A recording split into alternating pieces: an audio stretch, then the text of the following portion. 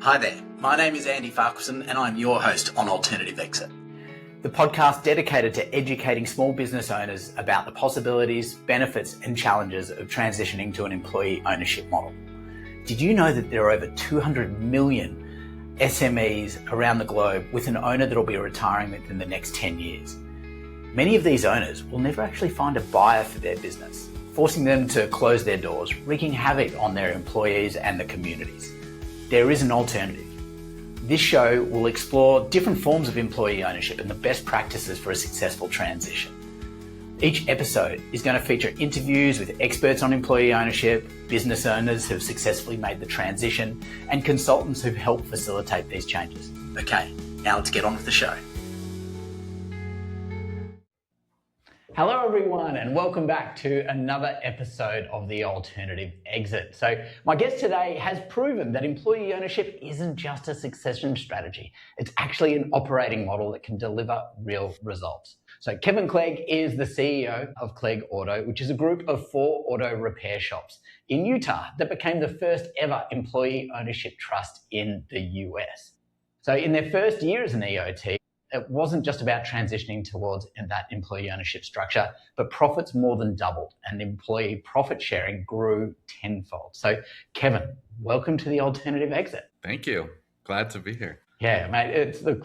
I've heard a lot about the Clegg story, but in doing research for this, there's a few things that sort of really dawned on me. Obviously, the amazing growth and success story has been amazing, but also was sort of some of the conditions that you put onto the business before you came back, sort of way back when in 2012. So like you talked about sort of when you came back, one of the conditions was that when you're coming back to the business and if it came to an exit, you'd have to sell to the employees. So what had you seen in the corporate world that made you so certain that this was the right path that you needed to go? Yeah, I'd spent well over a decade in Fortune 500 type companies and kind of watched kind of the craziness of transactions that take place. And too often, the kind of what's right for the shareholder became the most important thing. And in a business, like that's one component. You need shareholder, you need somebody that puts up dollars to make something work. But you also have customers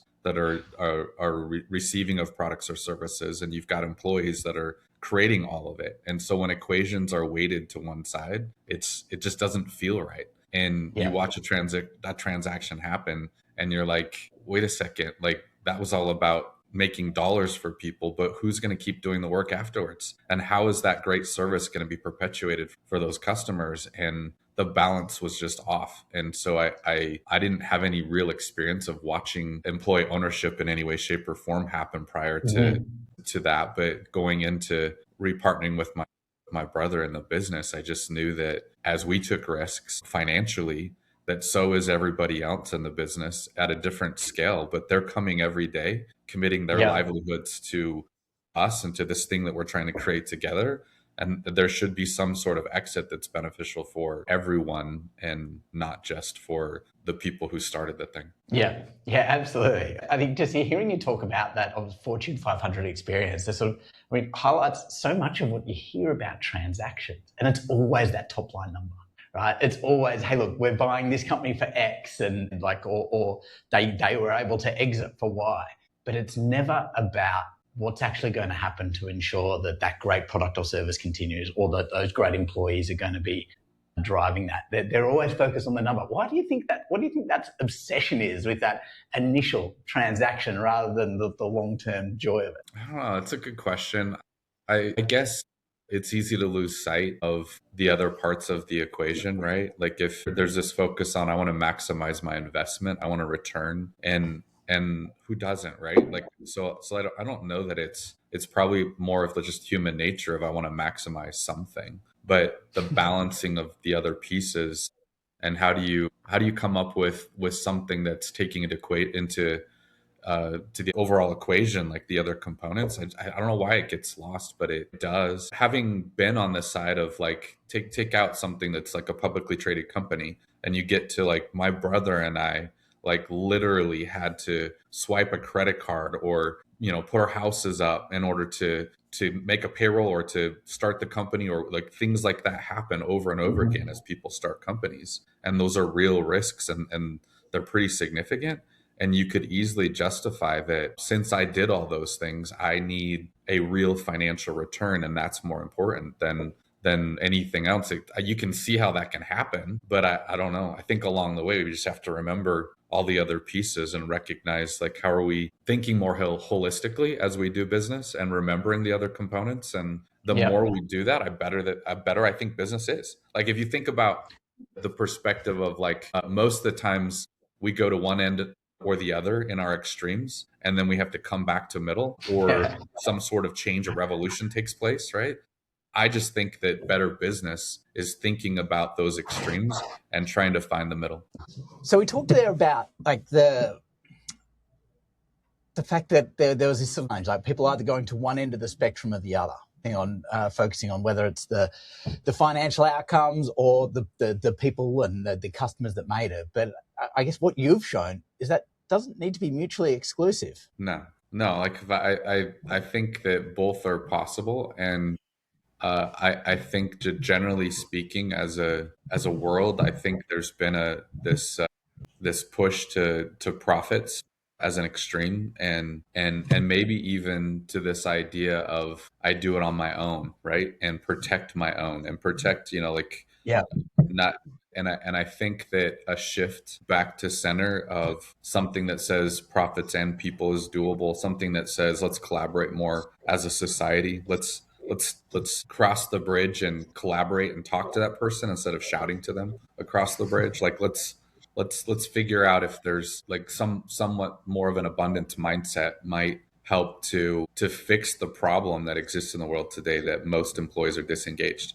Like, almost every survey that you see out there tells you that that's the case. Well, perhaps maybe some of our structures, some of our processes, some of the ways that we do business is causing that to be the case, because something is. And maybe a shift back to center could be the thing that increases the care factor for more people, increases the idea that business is about more than just one thing. It's about figuring out that balance and figuring out how to engage and get the most out of the people that are doing the work, and the way that they connect with customers, and finding more purpose in all of it, more connection in all of it. Okay. Well, hey, Andy, I can't hear anything you're saying. It's super garbled, almost like a bandwidth issue. Like, it's not picking up for some reason. Interesting. I just heard that. Everything else was like a part of a word and then a... Okay, how about now? Is that better? Yes, that's better. Okay, well, let's see how we go with that again. Anyway, so me saying I absolutely love that talk track. I love sort of hearing the different ways in which you are thinking about the engagement of employees and how that can improve not just the workplace, but also have that broader impact on society and democracy, to be able to to disagree agreeably Sure. In a workplace and learn to have that conversation. I mean, did you see that? Like, when you guys transitioned Clegg to employee owned, like, did you see that transition? Yeah, I would say that the way that we ran the business prior was very much one of connecting with all of the employees in the company. We're very kind of like a bigger family, right? So like, I would say that we were already operating in that vein, but okay. But there was like the hardest part of the transition to employee ownership wasn't like coming up with the structure and like transacting it. The hardest part still was and is the culture afterwards of, I didn't sign up to be an owner, and suddenly now you're telling me that I'm an owner, but I didn't choose it. I didn't put dollars in. What do you actually mean? Like, what is this thing that we're this purpose trust and we don't have shares, but you're asking us to think differently and to act differently and to show up as an owner? What do you mean by that? And so we've spent a lot of time like working through what does that look like, and how do we help people on that track? Yeah. Well, I think we'll follow up a little bit later and talking through, I guess, some of those sort of elements, because I think that's something that I get a lot of questions about. But just sort of going back to that engagement piece, like sort of people being disengaged from work, and it seems like you're talking about you were driving that higher engagement without ownership. I mean, how important is ownership compared to that cultural change to try to create that engagement for people? I think if you look at, I think ownership is maybe just one of the things, right? Like honestly, like companies could create what we've created without having employee ownership per se. Yeah, And I think employee ownership and the way that we set it up in a perpetual purpose trust is more about sustaining it for the long term. It's more about the ongoing succession, that you don't have to deal with this like, oh no, what happens next when the next owner is ready to retire or sell or something happens. Like there's already some decisions made about what that looks like. But the how do I engage each person and ensure that there's a reason, like I know why I'm here at this company. I know, and beyond that, like I know the things that matter most to me in my life, right? And I know why I chose this career track, and I know why I'm with this company. As each person better understands that, and you consciously have discussions about it, engagement happens, right? And yeah, if companies took more time to do that ongoing, no matter their structure, there'd be better workplaces, there'd be better places of commerce. Like if there was this conscious decision that businesses should care about that and should care about engaging their employees in those conversations. yeah.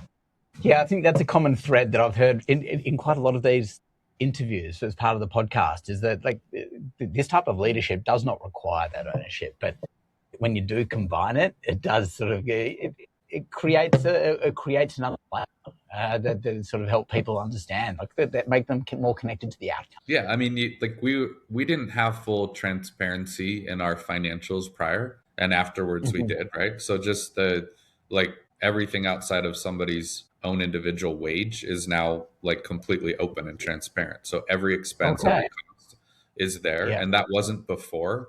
But it seemed natural. Like if we're all owners in this, then the financial part of ownership matters, and we should share everything openly and make sure that there's opportunities for people to voice their opinion about where we spend dollars and where the dollars go and that sort of thing. And that's a really powerful tool. And it's a scary tool if in full open financial disclosure, an owner is taking 95% of the dollars and you know how much those dollars are. And you're looking at it as an employee going like, I mean, I matter too. Like, Yeah. I think I'm valuable. Like, is that really the way this works? Is if you can find a way to start it, you keep all the dollars for yourself, or like, is like, anyways, I think some owners are, You got me? yes, I do. And I can hear you. So, mate, financial transparency is obviously super scary for a lot of owners, but I think that's only sort of one of those elements which are really important as part of that transition towards employee ownership. I mean, I'd love it if you could just take us on a little bit of a journey of what it looked like when you introduced employee ownership to your workers and how you took them to a place where they felt comfortable as owners. Yeah, if I'm being honest, I mean, we're 3.5 years in, and I think it's still happening. I Yeah. don't, this idea that you just flip a switch and I'm an owner isn't real. And I think even, even some owners don't act like owners. Like, I guess if you're looking at the sense of like, if you're looking at, an owner meaning something to where, you're balancing the needs of self and others appropriately, right? Like, so, when we transitioned, we shared with everybody like, hey, at this point there's going to be profit sharing and there's going to be a profit waterfall, and a profit waterfall means that we have to be financially responsible, that you don't, like an owner that's operating the business in a financially responsible way doesn't just take the profits and spend them, but many do, right? Like, and then Yeah. they go out of business, right? So here's the precautions or things that we're going to do in our waterfall to ensure that we have a financially healthy company for the long haul, right? And then it's like we meet our financial obligations. So any of the debts that we had through this transition to employee ownership, we meet those first and Yeah. foremost. And then we reinvest back in the business X percentage. And if it requires more, then that's less out of our pockets. But that's not like that, oh no, that sucks. It's like, good. Like we're investing in the long haul. This is going to be great, Yeah. a great company for us and for the people after us, right? Like we have to be financially responsible on that front, and we make sure that we put aside dollars for rainy day, right? We build up a nice cash reserve, and we don't hand out all the profits at the end of the quarter. We hold some and make sure that we're watching through the course of a year of like what's going on, what are the headwinds we're facing, like should we really be distributing all these profits, and we do some for charitable causes to remember that it's not just about us, that there's other people around us, and we should be not just thinking about what's good for us as owners, but what about our community, what about others in the world, like is there other people that we can be thinking about as we're trying to balance kind of the financials of the company. So we had discussions about that, and we still do ongoing every quarter. We'd have a profit waterfall conversation and share with people where the dollars are and where they're going, and business outcomes and what's coming in front of us, and what's left at the end of the day for distribution. And we like that's never going to end. Like those conversations are going to keep happening, and there's always going to be some people who feel a little disgruntled at times, like our business generated a lot of profits compared to the other ones. Why do we have to share as much as we're sharing? Or do we really have to give to charity? Like, I think that we also have to embrace the reality of that human nature is real, and maybe lean into it a little bit, right? And we're still trying to figure out what that means. But like, we shouldn't be surprised when people act that way. We should anticipate it and just keep open conversations going, and know that we're gonna keep swinging a little bit, right? With having to get back to center on how we do things like this. Yeah, like what are some? Like you talked about some of those challenges, but is that happening in those meetings when you're talking about that? I mean, are you having a real conversation around, like, this is what we're going to distribute this year or this quarter? And have you had situations where you've had the conversation and you guys have changed what that is based off sort of a consensus from within the group? Not like in the moment, no. I think you get a little bit more of like a rumbling that's happening before or after, right? Like where there's like, gosh, man, we sure generated a lot of the profits this year compared to other people. It's like, okay, you're feeling like maybe how we're doing this isn't fair. Like, let's talk about that, right? Let's talk about what does fair mean, and like why would one business who generates more share with others, right? And given that like there's not necessarily a right or wrong to how you share, right? But like it's just what was set up. So like we might be frustrated with it, but like what are the alternatives? Like giving people a chance to kind of just think through their emotions and why they're feeling the way they're feeling. And I don't think that those happen as often in the group meetings, at least for our group. Hasn't been that the voice was heard as much in those quarterly sessions, as much as just like the follow-up afterwards, or you're walking around one-to-one and just like, yeah, any thoughts, any feelings? How did it go? Like, and a little more openness for the one-on-one chats as opposed to like big group meeting chats. And I'm hoping that we, as a company, that we progress down a path where some of those things happen in the larger chats and not necessarily in the one-offs, because people are feeling more and more comfortable to voice their opinion in front of others, right? Yeah, like for a lot of people to be able to have an opinion about profit distribution and sort of company performance with looking at financials, it probably takes like it takes they need to learn a new language. It takes more education and understanding. How did you guys approach that at Clegg across those 4 different sites? Yeah, I think initially when we first started, we probably gave people more than they bargained for. Like, so more education and starting to talk about all the different line items, right? And you see people's eyes glazing over after about 10 minutes, maybe even 5 minutes of just like, I don't know what you're talking about anymore, right? Or I don't get how I can influence that. And so we got to a place where it's there's less discussion about every line item and more about here's access to line items, and anything you want to talk about, you can. What are the ones we can impact the most from a day-to-day standpoint? And ultimately, as part of kind of, we do several ownership courses. We have an Own My Life, Own My Career, and Own My Company like courses that we work through with everybody. And in the Own My Company course, there's a section that gets at, for me personally in my job, how do I impact cash flow the most in positive and negative ways? And I think that's where it becomes a little more real for how that a profit and loss statement matters to them, because now they're seeing in their own job like what that looks like and what that feels like, and a chance to kind of say, yeah, I can see where I'm impacting it up or down based off of my own personal decisions or behaviors inside the business. Yeah, okay. So like you're taking to the point of like giving each employee their own contribution margin or a pathway to understand. Like how you can, like you as an individual, like this is how you should read the balance, like the income statement for your company, for your role. Sorry. Yeah. Okay. And you talked a little bit earlier about how they're obviously participating in the conversation around distributions. I mean, what are some other ways in which you have enabled your employees and owners to contribute to decisions that are being taken on behalf of the company? Yeah.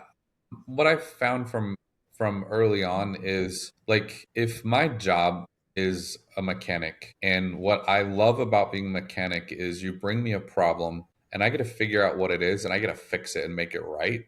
And that's what I love, right? And if you approach me and say, should we add another 5 days of paid time off? I don't know, but sure. Like if it gives me something more, yes. But like, what are the pros and cons? I'm not thinking about that all day long necessarily, right? And so as we've approached this idea of people having a voice, like in the nature of the job you do and your expertise, that's where the maximization of your voice should be felt and heard. And as it gets further away from your area of expertise, then you get a chance to react to what somebody else proposes with questions or concerns, but let those people make decisions of what they think is best based off of their role or expertise. And then I get a chance to like question it or accept it, and that goes smoother, it goes faster, and it just makes more sense. So this idea that we're all making the decisions on everything is crazy, right? Like we're not. So like when we looked at, we didn't have a paternity policy, we had a maternity policy where there was some paid time off, and we kind of looked at each other and said maybe we should have one. And instead of just asking all the employees like should we have one, and them going like I guess so, and we say like how many days do you think it should be, and they're like I don't know, like a day, five, like we went out and looked at the marketplace. We looked at other companies like us. We looked at people not like us, and we kind of said, like, most people don't have one in our space, but why can't we? Like shouldn't a dad be able to connect with their kids and get paid for time off and not have it be a burden? Like for some time for connection, just like a mom. Like let's do something. So we researched, did something, proposed it, and said, here's what we did, here's the research we did, this is why we chose this, and we try to just come up with the best judgments around this, and we think it's a good idea. Now's your chance to react to it, and if you like it, we're going to make it official, and if you don't, now forever hold your peace, right? Like this is it, right? And we've used that model generally for how we do things in the company for whatever area of expertise you might be in, whether you're in accounting or HR or wherever, is make the call, do your due diligence, explain to people why you made the decision you made, and then give people a chance to react to it. And it seems to be a pretty good model so far. Yeah. So we're not voting on it. It's not a one person, one vote like a cooperative. It's a chance for reaction and inputs, and hopefully we're the people that are in those functional areas are making good decisions. And if there's questions or concerns, we've got space for people to hear back about it, and we'd go back to the drawing board if we had to and do it again, right? So was it difficult sometimes to get these people in these functional areas, like these where they've got these areas of expertise, to then potentially like take on a new skill of going and researching solutions and putting together sort of a business case of what this may look like, and then sort of fielding conversations from the team? Like, yeah, was there some hesitancy from some areas of the business for that, and how did you guys help them? We're still small, so we're 60-ish employees, so like the number of people that are in areas of functional expertise, like there's not many of them, and I still play a pretty prominent role in supporting all of them in that, right? So we've got one person wearing hats of marketing and HR and benefits and various things, and so as research gets done, like I'm looking at it, weighing in and providing some inputs and so forth. And so there's kind of, call it the small leadership team that's working with the shared services groups that support the four operating businesses. Like there's it's working. We're small, and as we got bigger, there'd be opportunities for more of that and more people to come in and kind of own more of those pieces. Yep, that makes a lot of sense. The results that I've read about in year one, right, after your transition, where like profits more than doubled, when that happened without raising prices. What was it that drove that? Was that, do you put that down to the change to employee to the EOT structure? A piece of it for sure. After your first quarter, which wasn't like so, the first full year in employee ownership, that would have been 2023, was the year that we saw those results. In the end of 2022, because we transitioned mid-year, like there was profit sharing after the first quarter, and it was larger than anything that anyone's seen before. And it was like immediately like, holy cow, like Wow. you transition this thing and like there's like instant dollars available. So like there's light bulbs going on of like this wasn't just talk and this wasn't just like whatever, like our behaviors, the things that we do matter. And when we're more profitable, I get some of this and I see it and it's real and it's tangible. So there was an immediate like kind of light bulb effect of like, okay, this is for real. And we structured the deal so that the former owners weren't getting all the profits until they were paid off. We structured it so that everybody got something from day one. Yeah. And owners would get paid out over time. And so I would recommend that people transitioning all do that. Like why not? Like that's how you create something that says everybody matters, because what your actions are what determine what you really intended, right? So if all the former owners got all the dollars first, then they matter more and they need to get their piece before anyone else does. And it's kind of like, why? Like, couldn't you structure it to where both are winning along the way, right? So yeah, that that helps a lot. I could imagine. Yeah, putting a big chunk of change into people's bank accounts, it really helps them feel it. Yeah. And then like we had two businesses, our body shop and one of our locations that were the two newer businesses that were still like kind of like on the cusp of profitable, right? And when Yeah. suddenly I get to share in those profits, the acceleration to profitability, I think we were on a trajectory that was pretty low, and all of a sudden it went like this where we're just like, let's go, right? And Wow.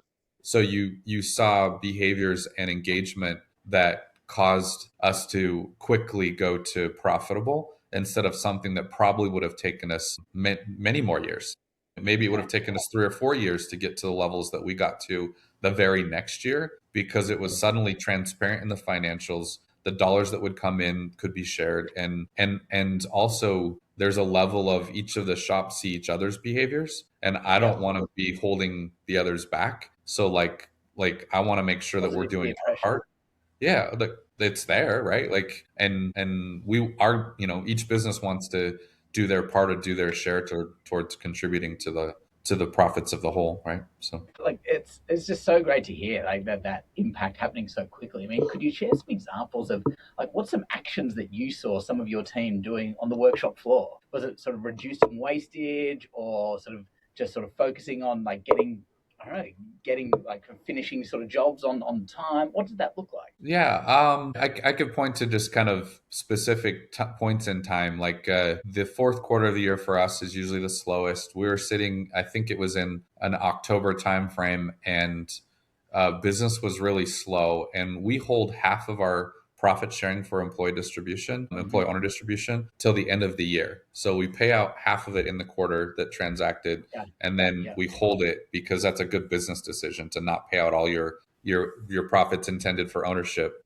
immediately, right? And we're looking in October that if we don't turn things around, there's going to be no profit sharing of that half. Like it's literally trending that badly. And we just had a quick little rally the troops and said, guys, like our profit sharing pool is in jeopardy. Like if we don't do something about it, and something looks like just maximizing every phone call, every customer Yeah. experience, like making sure that if someone calls in that we're getting a chance to quote that business and to look at that car, because if it doesn't come in the door, we have no chance. So let's get them in the door, let's get a chance, and let's make sure that we're doing everything we possibly can. And magically that month righted itself, and we still had that big profit sharing payout in December, right?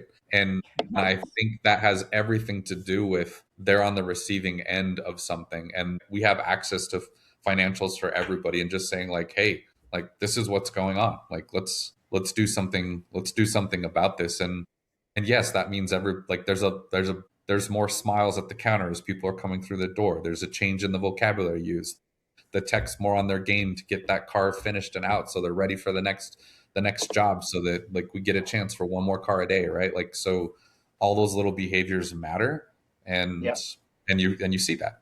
that's awesome. I love hearing that. That's very cool. So, Kevin, like you've talked about a vision for the next generation holding company. Okay, which is sort of acquiring these businesses from these like from the silver tsunami of retiring owners, putting them into a trust, but and like I mean, and them sort of creating more, yeah, a holdco, like a conglomerate of these companies. I mean, what do you think it takes to bring that vision into practice? Yeah, and you had mentioned earlier where first EOT in the U.S., first holding company EOT. Yeah, There was a handful before us operating just as an EOT. The in my mind, like, if something's broken, I look at engagement in workers in the world, and it tells us it's broken, right? So you got to change the way you're doing things to get a different result. And I think we're far past the time in doing that. So I'd love to see like there's some sort of movement, right? Collective movement that starts to engage many people, not just a handful of people. And so the idea was, if we set up this holdco, we could grow inside of our space, the automotive services space, but we could also invite others to come join us, maybe in home services or other service sectors, and maybe at some point it moves into product based sectors. But like, why not figure out if we can, like, what this would look like at scale, and be the part of creating something that looks and feels like a movement. I'm actually, from having had the experience of actually acquiring our first company post transaction, and for many reasons it not going very well, and just having experienced it really rawly, the need to have to shut that down, yeah, and like, is a real reminder that business is hard.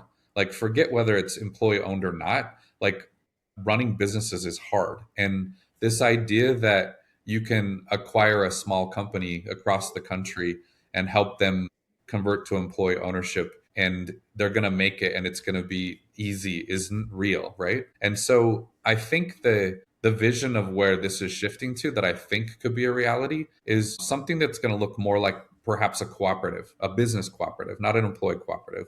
But what if I could get 10, 15, 20, 30 other auto service companies to come together? And what if we created at the center this business cooperative that's owned by all of us, and that business cooperative is providing employee ownership services that would, like, because like creating that culture and the transparency, and maybe even having some finance or accounting or marketing or hiring services, because all these small shops, like, let's face it, a small shop, it's difficult to do all those things, right? But yeah, if we created a business cooperative, we're moving more to center, saying we're not doing this on our own, we're approaching this abundance mindset. We're going to agree to kind of create the structure that perpetuates employee ownership and engagement as much as possible, and we don't have to own all the locations everywhere. We're just like, let each group have their own ownership structures, as long as it's still employee owned, that preserves employee ownership ongoing. They could adopt our purposes or they could create their own, but generally speaking, we're aligned on similar purposes in order to be a part of the cooperative. We start that and model that, and then we invite other industries to do the same. Maybe we push back to more towards center on a more cooperative world, with many people coming together in this, in a structure like this, and connect these all together in some way. I think we could create a movement. I think we could create something to where this becomes more mainstream. And we're kicking off a little working group to with a number of individuals of interest across the country to say, what would this look like? What are the pitfalls of it? Who could we learn from groups that have done something like this before, to see if we couldn't get a first one, like, kind of propped up and running, and then keep going from there. And that's the current state of things, is where we're at, and what we're thinking probably might be more viable than the idea of a singular holdco that's, diverse, and trying to acquire and own, tens or hundreds or thousands of companies in and of itself. yeah.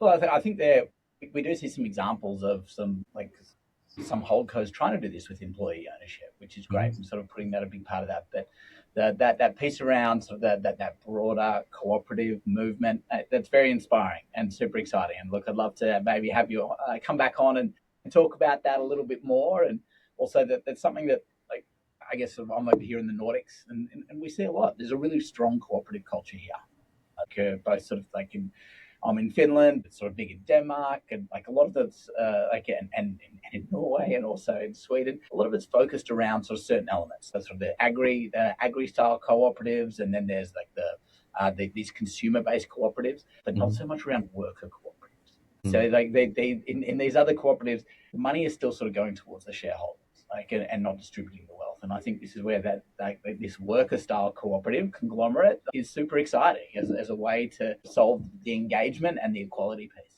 Yeah, and I think I'm not as enamored, to be honest with you, with the idea of a worker cooperative with the one person, one vote as an initial structure. It's an actual business cooperative, like you are referencing, where where the individual businesses have the vote in managing the cooperative, but inside of each one of them, the expectation is to join this specific business cooperative, your company has to be employee owned or on the path to it with certain parameters, right? That's the part that getting a group together to kick around of like, what does that mean? What does that look like? Because I think it's aspirational that you can get all of the workers to be thinking about their needs and other people's needs and the weight of a vote and what that means and doing what's right for myself now and for the next generation. When human nature kicks in, it makes that really difficult and challenging. And so aspirationally, I'd love to think that worker cooperatives will be wildly successful, but I think business cooperatives can be. And if they espouse inside of that business cooperative principles of employee ownership, I think that hybrid could be really powerful. Yeah, look, I'm 100% agreeing with you there. I think that is, it's that bridge between sort of these sort of Silver Tsunami businesses that are not structured in a cooperative, like, and creating a vehicle which can use them for transition. So yeah, it's very excited to hear more about that, Kevin. One thing I like to finish on for each of these podcasts is a fast round of questions where I just ask you 3 quick questions and you offer a response. How does that sound? All right. So, who is a leader that you most admire in employee ownership? There's so few individuals that are doing it yet.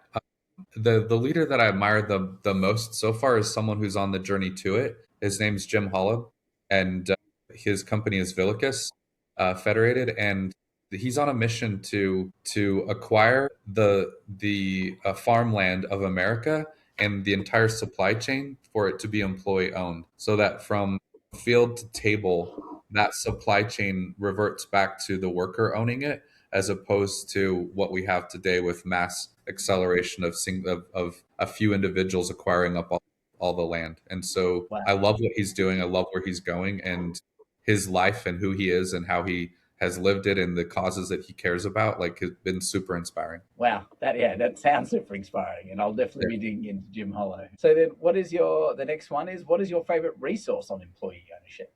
It's actually a gap. That there's not a great resource on employee ownership. You've got kind of like some factions of business cooperatives and ESOPs, and there's various tools that are available for them. I'd love to see that the space comes together better to where there could be something that kind of, whether it's open source or it's everybody contributes and gets used, there's some sort of kickback. Like, I'd love to see something like that get created so that there is a place that I could say, like, this is the best place to go. It feels a little bit like everybody's navigating wild west and figuring it out for themselves, and I don't think we've hit a place where I can say that there's a singular or powerful group that's consolidating best practices around employee ownership. Okay, makes sense.